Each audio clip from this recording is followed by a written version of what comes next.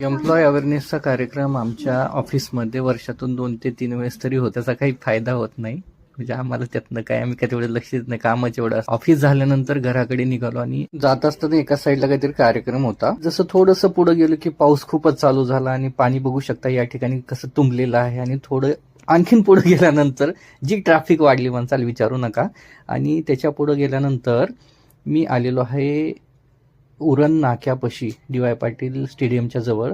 आणि इथं पण मला ट्रॅफिक लागलेलं आहे. आज कसं बसं करून तिथलं ट्रॅफिक आटपून आम्ही निघालेलो आहे पुढे नवी मुंबई महानगरपालिका. आणि क्रॉस केलेलं आहे हे नगरपालिका आहे.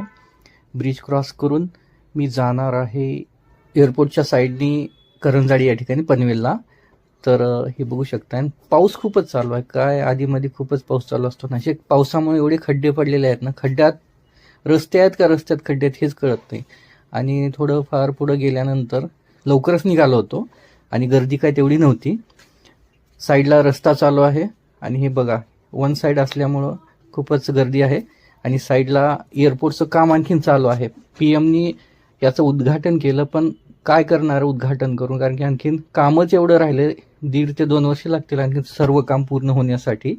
आणि साईडनं जात आहे मी अशा प्रकारे बघू शकता. राईट साईडला खूप काम असं पेंडिंग आहे. हे पेट्रोलची टँक बघू शकता, भरपूर काम पेंडिंग आहे. तरी पण उद्घाटन करून गेलेले आहेत PM आपले. लवकरच काम आटपून आलेलो आहे लवकरच, कारण की बाहेर जायचं आहे आणि खूपच पाऊस पण आहे. पण काय करावं, जायचं तर आहे बाहेर. अशा प्रकारे मी आलेलो आहे जवळपास खंडोबाचं मंदिर.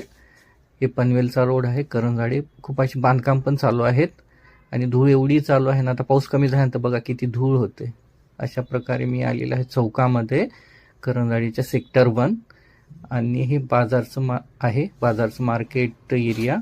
आणि अशा प्रकारे मी या ठिकाणी लेफ्ट साईडला सॅटर्डेला मार्केट भरतो, खूप मोठा बाजार भरतो. अशा प्रकारे व्हिडिओ पाहत राहा. थँक्यू, धन्यवाद.